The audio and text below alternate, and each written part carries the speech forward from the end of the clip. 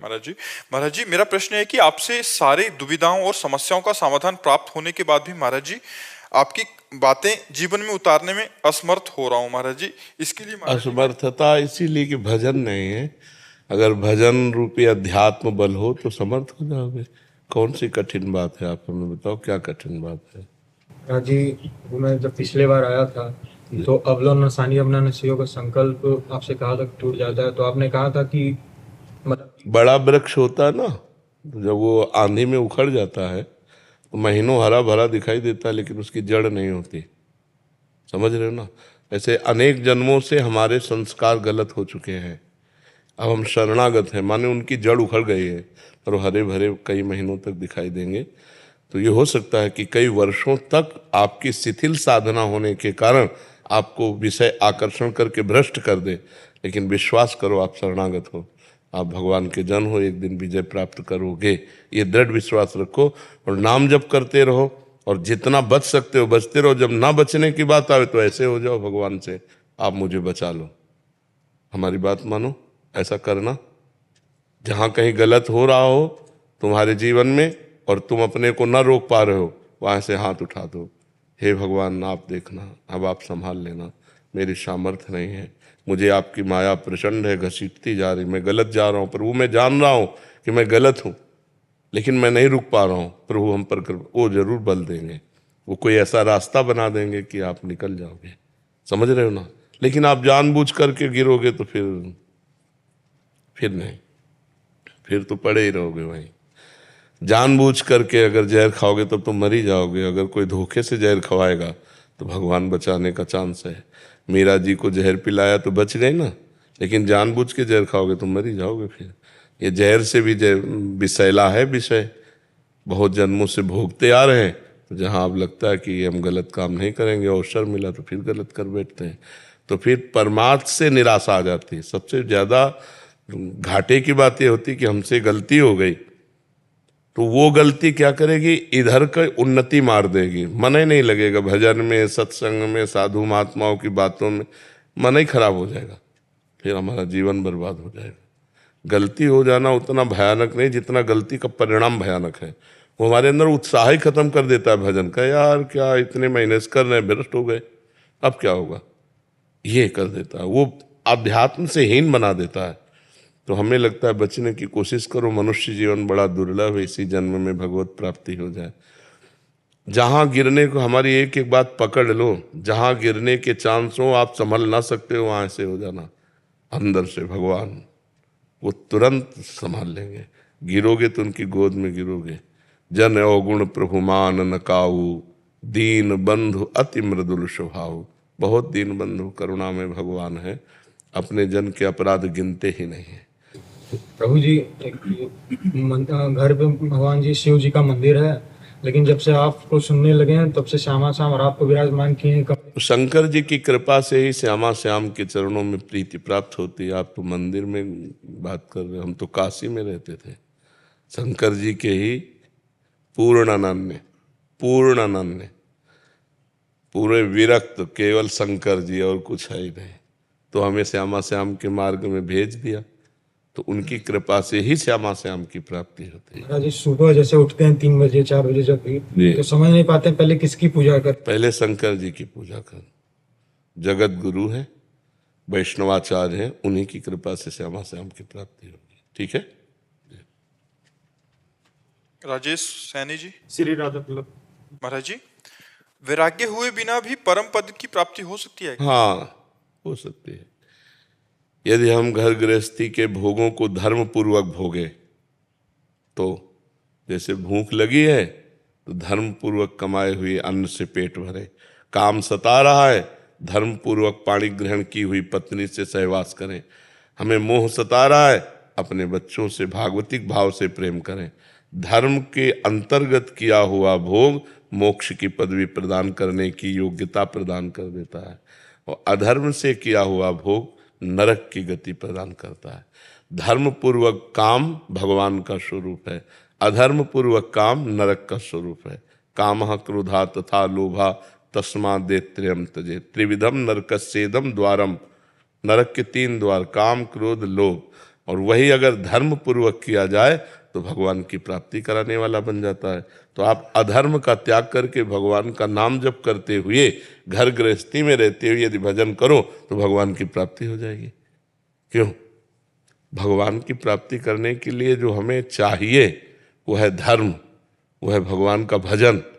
अगर विरक्त होकर धर्म से न चले और भगवान का भजन न करे तो क्या विरक्त को भगवान की प्राप्ति हो जाएगी? क्या नहीं। अगर ये प्रपंच में फंस गया, गुरु चेला रुपया कमाना ये वो, तो हरई शिष्य धन सो कना हरई, सो गुरु घोर नरक मा पड़े, उसको नरक जाना पड़ेगा। भजन से भगवान की प्राप्ति होती है, गृहस्थी विरक्त से कोई मतलब नहीं। मनमानी आचरण करे, पाप आचरण करे, भजन न करे तो नरक जाएगा कि नहीं जाएगा? अच्छा रुको, बाबा जी बन करके यहाँ गलत काम करे तो कानून बंद करेगा कि नहीं करेगा? यहाँ का कानून उसको उठा के बंद कर देगा कि नहीं कर दे? जब यहाँ का कानून नहीं बख्शे तो अगर हम संत बन करके गलत आचरण करेंगे, गंदी बात करेंगे तो हमें नरक मिलेगा, और गृहस्थ बन करके यदि हम अच्छे आचरण करेंगे तो भगवान मिलेंगे। तो अच्छे आचरण और भजन दोनों को करना, चाहे बाबा जी हो चाहे गृहस्थ हो। अगर अच्छे आचरण और भजन है तो भगवान की प्राप्ति है, चाहे गृहस्थ हो चाहे विरक्त हो। आचरण भ्रष्ट है, भगवान का भजन नहीं, तो कोई भी हो फिर तो दुर्गति है। यहाँ भी दुर्गति, वहाँ भी दुर्गति। धीरज कुमार शर्मा जी राजस्थान से। महाराज जी आपके चरणों में कोटि कोटि प्रणाम। महाराज जी भागवत कथाओं आदि में निःशुल्क भजन गायन की सेवा देता हूँ, श्री जी की कृपा से उनको रिझाता हूँ। महाराज जी मेरा प्रश्न है कि इस घोर कलयुग में जहाँ व्यभिचार आदि फैला हुआ है, ऐसी स्थिति में देखकर विवाह से डर सा लगने लग गया है कि जो भी विवाह करके आएगी वो कहीं मेरे भगवत मार्ग में बाधा ना बन जाए। है तो बहुत भयावह कि आजकल जो है कि पत्नी का मतलब है जो साध्वी सुशील सज्जन, अपने पति को भगवान मानने वाली। तो ब्याह है तो खतरे का मोल लेना आजकल, क्योंकि बॉयफ्रेंड गर्लफ्रेंड ये सब जो चल रहा है ना, ये बहुत विषैला चल रहा है। क्योंकि मान लो जैसे अब 2-4 लड़कों से जो मिली हुई है, वो एक पति को भगवान मानकर कैसे पूछ सकती, बड़ी समस्या है। पर ऐसा नहीं है, जैसे दुराचारियों के बीच में सदाचारी भी रहते हैं, ऐसे सदाचारिणी भी हैं। एक से एक बहुत पवित्र लड़कियां हैं जो अपने जीवन को पवित्र रखे, पर है बहुत कठिन, पवित्र मिलना बहुत कठिन। क्योंकि अपने लोग पवित्र आचरण विहीन हो रहे हैं तो अपने को पवित्र की आशा कैसे हो सकती है? नहीं, घर वाले भी जबरदस्ती करते हैं कि करो, ये इकलौता मतलब वंश बढ़ाओ, मतलब वो चल। आप घर में तो संतान उत्पत्ति करके वंश उत्पन्न करना, भगवान से मनाओ। जैसे करदम जी ने 10,000 वर्ष तक तपस्या की, भगवान से कहा मुझे पत्नी चाहिए, तो देवहूति जैसी पत्नी मिली। तो 10,000 ना सही तो साल भर सही साल भर कुछ अन्न कम पाओ, शंकर जी की उपासना करो, महाराज हमें पत्नी दे दो। भगवान शंकर की आराधना करो कि हमें देवी जी की आराधना करो, तो कोई होगी सुशील सज्जन मिल जाए। होती बहुत कम है बहुत कम। पर भगवान ने कहीं ना कहीं अगर ब्याह है तुम्हारे भाग्य में तो लिखा ही होगा, कहीं ना कहीं तैयार हो रही होगी वो भी आपके पानी ग्रहण के लिए। ऐसा हो श्री जी की इच्छा समझ के ही बस चलता रहे कि बस अब जैसी उनकी इच्छा। हाँ बिल्कुल बिल्कुल। बकाया आपका जो प्रश्न है बहुत गंभीर प्रश्न है कि आज सुशील बच्चों को सुशील बच्ची मिलना या सुशील बच्चियों को सुशील बच्चे मिलना बहुत दुर्लभ बात हो गई। क्योंकि स्कूलों में नए नए बच्चे जो थोड़ा अच्छे, वो भी मतलब भ्रष्ट मार्ग में जा रहे हैं, जैसे नशा करना, गर्लफ्रेंड बॉयफ्रेंड बनाकर व्यभिचार करना, ये सब बहुत गंदी बातें हो रही हैं हमारे देश में। पहले हमारे समय में तो था ही नहीं, गर्लफ्रेंड बॉयफ्रेंड था ही नहीं, सिस्टम ही नहीं था, गंदी भावनाएं नहीं थी। अब ये जब से मोबाइल चला ना, तब से गंदी भावना का बच्चों में सृजन हो गया, गंदी गंदी बातें। अब तो लिव इन रिलेशन भी चल गया है, वो तो और भी बुरा है महाराज जी। बिल्कुल बिल्कुल वो नहीं, ये हमारी भारतीय पद्धति नहीं। ये कलयुग का अंतिम चरण है बहुत। अभी तो प्रथम चरण है, 4,32,000 वर्ष का है, जिसमें अभी 5,000 के ऊपर हुआ है, अभी तो 32 पूरे नहीं हुए। अरे भा भ्रष्टाचारा सम संसारा धर्म सुनई नहीं काना, कलिकाल बिहाल किए मनुजा ने माने को अनुजा तनुजा। ऐसा मतलब समय कलिकाल का आएगा, कहाँ से कौन से क्या क्या चरित्र हैं, अब कैसे मतलब उसकी व्याख्या कैसे करें। हमारे देश में तो इस बात का प्रमाण है कि एक बार जिससे हाथ मिला लिया आजीवन उससे निर्वाह किया, कभी दूसरी की तरफ आंख उठा के नहीं देखा। ये भारत है, ये भारत है, ये विदेश नहीं है कि आज उसके साथ कल उसके साथ, ऐसा नहीं है। बहुत गंदी बातें विदेश से आई हैं। और देखो सुख भी इसी में है, अपनी पत्नी है, अपना पति है और आजीवन एक के साथ, तो सुख भी। अब पति को विश्वास नहीं, पत्नी के ऊपर पत्नी को विश्वास नहीं, पति के ऊपर एक घर में रह रहे हैं, अविश्वास से कैसा जीवन।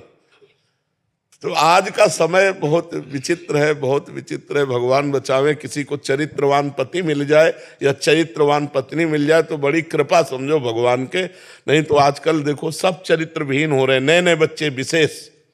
तो व्यभिचार प्रवृत्ति तो मलिन प्रवृत्ति है, इसमें कैसे कहा जा सकता है कि हमारी संतान है। वर्ण संकरता फैल रही, पितरों को श्राद्ध तर्पण आदि नहीं मिलेंगे, सब तरह से अधर्म की वृद्धि हो रही है। हमें लगता है सुधार करो भाई, जो सुन रहे हो अपने चरित्र को पवित्र रखो, अपने जीवन को महान बनाओ। ये सब गंदी बातों से कोई महान नहीं बनता है। रमेश कुमार वर्मा जी, जयपुर से। श्री हरिवंश महाराज जी, गुरुदेव भगवान, आपके अब तक के जीवन काल की कठोर तपस्या की स्मरण मात्र से ही हमारी रूह काम जाती है जब सुनते हैं आपके परिकर की युवावस्था से इस पथ पर अग्रसर हैं, जबकि हमारी तो किसी एक अंश के बराबरी भी कोई साधना नहीं है। महाराज जी, ऐसे में हम कैसे ऐसे में अग्रसर हो सकते हैं भजन मार्ग पे?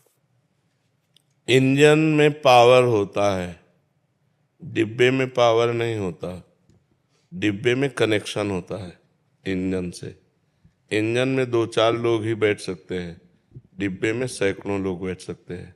हम लोग हैं डिब्बा, इंजन है आचार्य और गुरु, कनेक्शन है बहुत जोर का।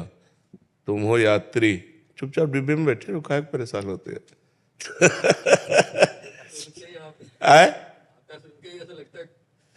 नहीं तो हम कह रहे हैं कि इंजन बनने की कोशिश क्यों करते हो? डिब्बा में बैठ जाओ चुपचाप, ट्रेन वहीं पहुंचेगी जहां इंजन जाएगा, नहीं पहुंचेगी। तो जीव भगवान का नित्य अंश है, वो अपने आप को भूल गया है। संत सदगुरुदेव उसे जागृत कर देते हैं, वो उनके वाक्य पर बैठ करके परमात्मा स्वरूप का दर्शन करता है। ध्यान मूलम गुरु मूर्ति, पूजा मूलम गुरु पदम, मंत्र मूलम गुरु वाक्यम, मोक्ष मूलम गुरु कृपा। जो हम किसी महापुरुष की साधना देखते हैं वो आपके लिए हुई है, वो आपके कल्याण के लिए हुई है। जो सब तरह से असमर्थ हैं उनको भगवान समर्थ बनाने वाले हैं, और समर्थ बनाकर असमर्थों का पालन पोषण करवाते हैं। हमको तो ऐसे रहना है, हमें थोड़ी देखना कि इंजन कहाँ से चला है, वहाँ जाके बैठना है। नहीं, जब मथुरा स्टेशन आ गया है हम यहीं से बैठ लेते हैं, अपने लक्ष्य को प्राप्त होते हैं। तो हमारे सामने जो महापुरुष है, संत जन है, हम उनका सानिध्य लेते हैं और उनके वचनामृत का पान करते हुए उनकी आज्ञा के अनुसार चलते हैं तो लक्ष्य की प्राप्ति हो जाएगी। जरूरी थोड़ी वो जितना तप किए हमको उतना तप करना पड़ेगा, नहीं, हम तो उनकी कृपा से पार हो जाएंगे।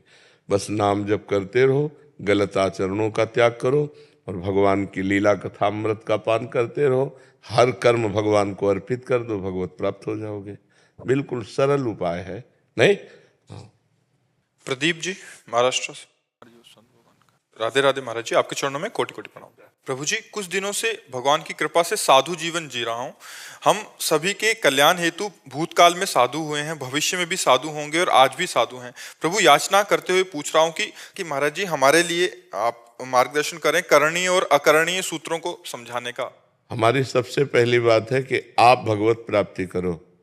जगत भगवत स्वरूप है, इसे भगवत प्राप्ति नहीं करना हमारी दृष्टि में। मत्ता परतरम नान्यत किंचित अस्ति धनंजय, मेरे सिवा किंचन मात्र कुछ नहीं है।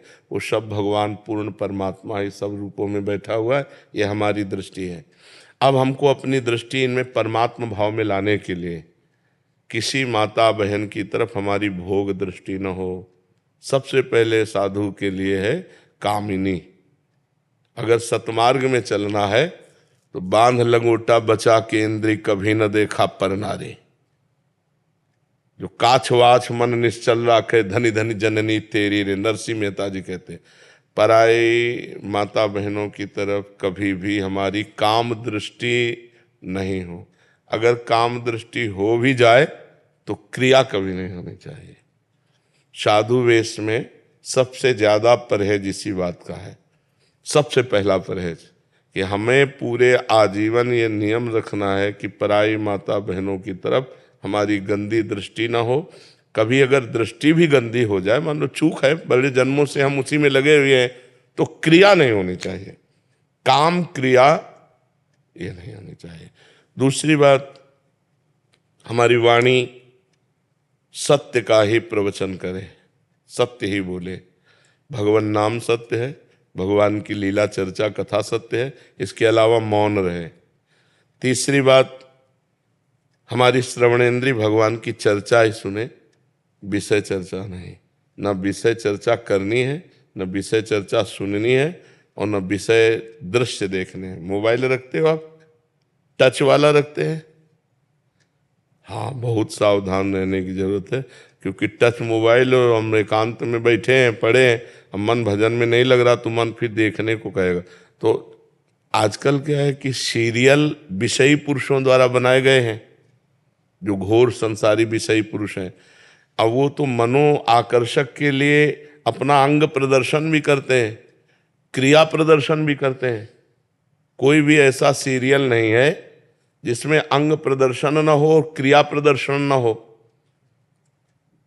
जिससे मनोवृत्तियां सबकी खींचें। तो विरक्तों के लिए बड़ा खतरनाक खेल है। इसलिए साधु को चाहिए, अब ये कुछ ही वर्ष से चला है, हमें लगता है 25-30 वर्ष से चला होगा मोबाइल, इसके पहले तो हमने नहीं देखा। जी 2003 के बाद आया। हाँ, क्योंकि पहले के साधु महात्मा बिना मोबाइल के पहले काम क्या नहीं चलता था। मान लो गृहस्थों का तो हम मान सकते हैं कि चलो उनके बहुत से व्यापार हैं, बहुत से कार्य हैं। अपने लोगों को एक लाभ मिल सकता है सत्संग का। भाई इतना अगर हमको हो तो सत्संग के लिए यंत्र रख लेना चाहिए बकाया। हमें लगता है मोबाइल से बचना चाहिए साधु महात्माओं को, संतों को, साधकों को, नहीं तो ये बहुत खतरनाक खेल है। मनुष्य है, सबके हृदय है, सब कोई अन्न पाता है तो काम क्रोध लोभ तो आते ही है ना। अब उस समय जब काम वेदना जागृत हुई और मोबाइल बगल में रखा है, तो पढ़े लिखे लोग हैं, सर्च कर लिए और भ्रष्ट हो गए। गंदी बातें देखकर, गंदे चित्र देखकर, गंदा दृश्य देखकर हमारे अंदर गंदगी बढ़ेगी। इसलिए हम खुली बात कहते हैं, इतनी सामर्थ्य हो कि केवल सत्संग सुनेंगे, इसके अलावा स्विच ऑफ रखेंगे तो मोबाइल रखो, अन्यथा इसको कूड़ेदाने में फेंक दो। तो ये बात देखना है हमको कि मोबाइल कहीं हमें गलत चरित्रों में न फंसा दे, गलत मार्ग में न ले जाए। तो नेत्रों से गलत देखना, कानों से गलत सुनना, वाणी से गलत बोलना, ये बंद कर दें। अगर हमारा परमार्थ मार्ग भगवान की कृपा से हमें मिला है तो वो पुष्ट होना चाहिए, और वो पुष्ट होता है निरंतर भजन करने से। हर समय जो गुरु जी ने आपको नाम दिया हो, मंत्र दिया हो, उसका निरंतर जप करो। जो नाम दिया निरंतर जप करो, किसी से ज्यादा मिलो मत। भोजन के लिए भिक्षा वृत्ति अपना लो या किसी आश्रम से जाकर के ले लो, जैसा भी व्यवस्था बने। ज्यादा प्रपंच नई अवस्था में नहीं करना चाहिए। आपकी कितनी अवस्था है इस समय? 33। हाँ, इस समय तो हम केवल गंगा किनारे रहते थे, कभी किसी नगर में प्रवेश नहीं हुए, जवानी में कभी किसी नगर में प्रवेश नहीं हुए। तो इस अवस्था में तप में जीवन व्यतीत होना चाहिए, कष्ट में जीवन व्यतीत होना चाहिए, तभी वीर पचता है। ब्रह्मचर्य का जो वीर शक्ति है वो तभी पचती है जब भूख प्यास गर्मी सर्दी मान अपमान सब सहते हुए चिंतन केवल भगवान का, इधर उधर भटकने न पावे, तब हमारा जीवन भगवत प्राप्त हो जाएगा। कम बोलना, कम सुनना, कम देखना, कम सोना और कम आहार करना, ये 5 पर कंट्रोल करो। इस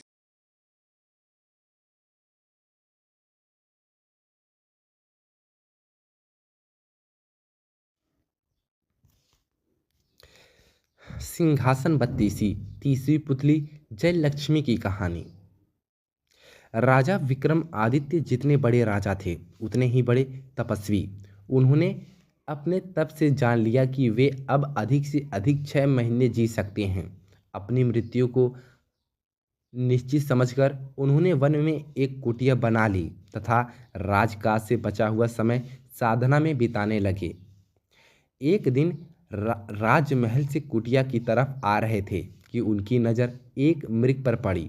मृग अद्भुत था और ऐसा मृग विक्रम ने कभी नहीं देखा था।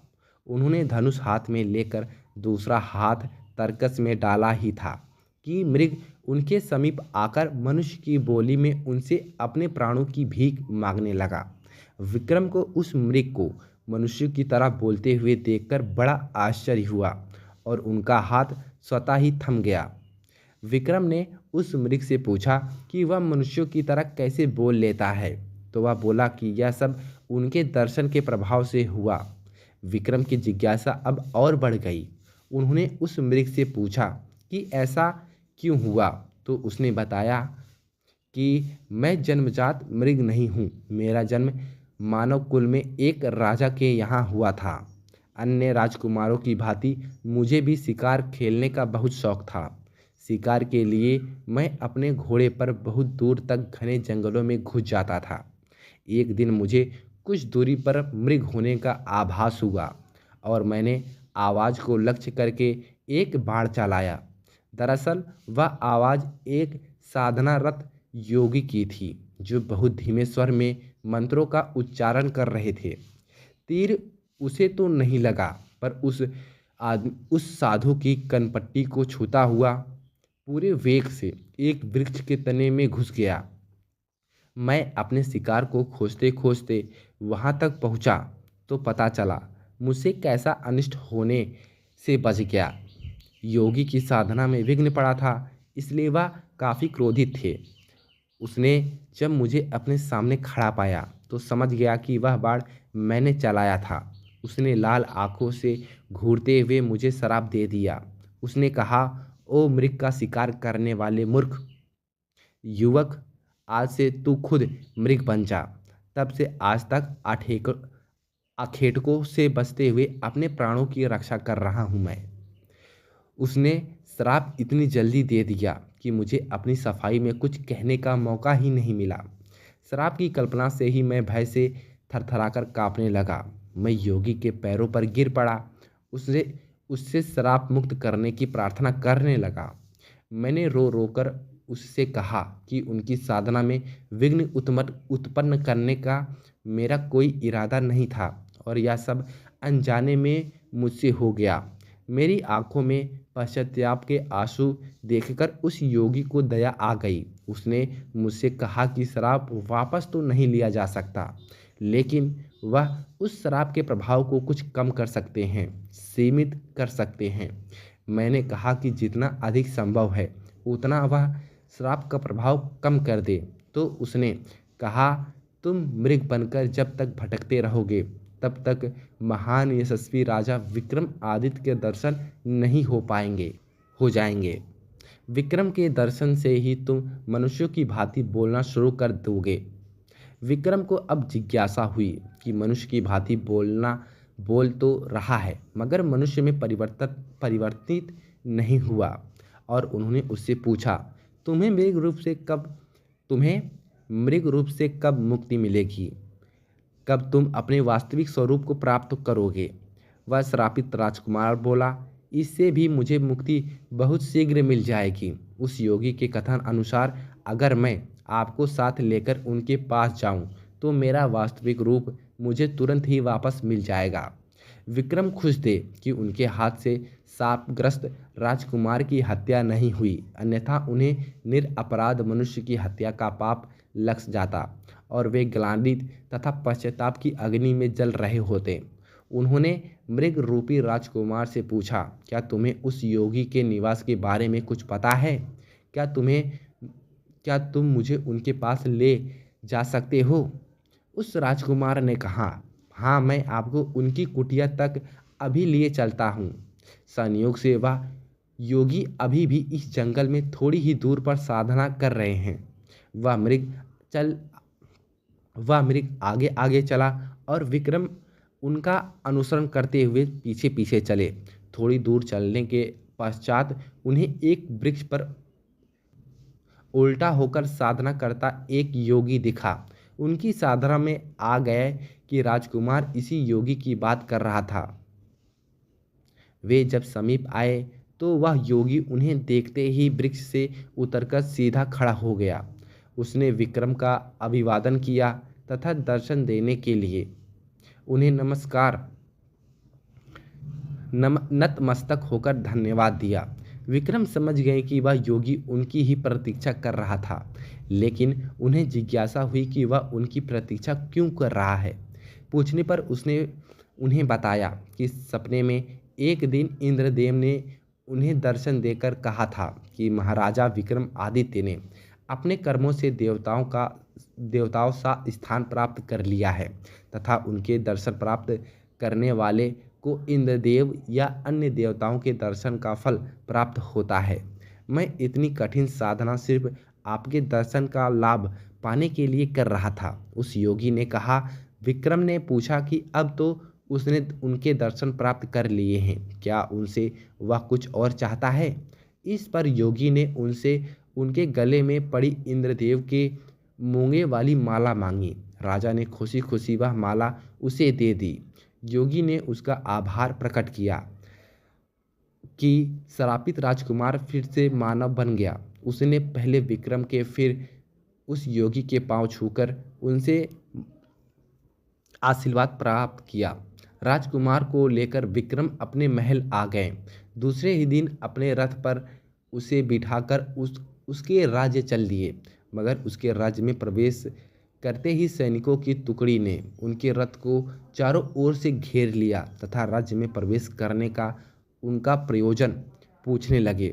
राजकुमार ने अपना परिचय दिया और रास्ता छोड़ने को कहा। उसने जानना चाहा कि उसका रथ रोकने की सैनिकों में हिम्मत कैसे की।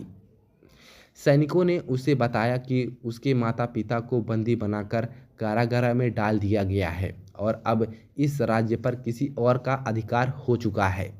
चूँकि राज्य पर अधिकार करते वक्त राजकुमार का कुछ पता नहीं चला, इसलिए चारों तरफ गुप्तचर उनकी तलाश में फैला दिए गए थे। अब उनके खुद हाजिर होने से यह नए शासक का मार्ग प्रशस्त हो गया है। राजा विक्रम ने उन्हें अपना परिचय नहीं दिया और खुद को राजकुमार के दूत के रूप में पेश करते हुए कहा कि उनका एक संदेश नए शासक तक भेज दिया जाए। उन्होंने उस टुकड़ी के नायक को कहा कि नए शासक के सामने दो विकल्प हैं, या तो वह असली राजा और रानी को उनका राज्य सौंपकर चला जाए या युद्ध की तैयारी करे। उस सेना नायक को बड़ा अजीब लगा। उसने विक्रम का उपहास करते हुए पूछा कि युद्ध कौन करेगा? क्या वही दोनों युद्ध करेंगे? उसको उपहास करते देख उनका क्रोध 7वें आसमान पर पहुंच गया। उन्होंने तलवार निकाली और उसका सिर धड़ से अलग कर दिया। सेना में भगदड़ मच गई। किसी ने दौड़कर नए शासक को खबर की। वह तुरंत सेना लेकर उनकी ओर दौड़ा। विक्रम इस हमले के लिए तैयार बैठे थे।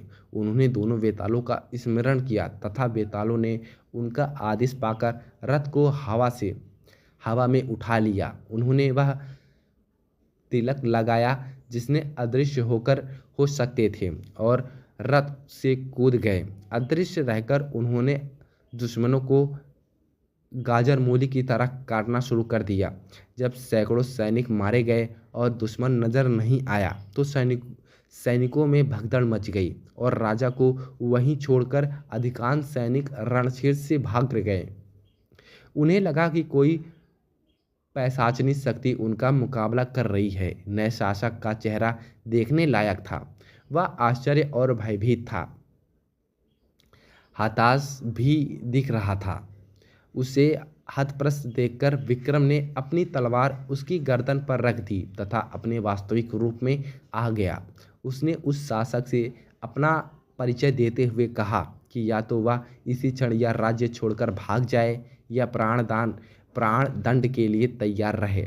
वह शासक विक्रमादित्य की शक्ति से परिचित था तथा उनका शौर्य आंखों से देख चुका था, अतः वह उसी क्षण उस राज्य से भाग गया।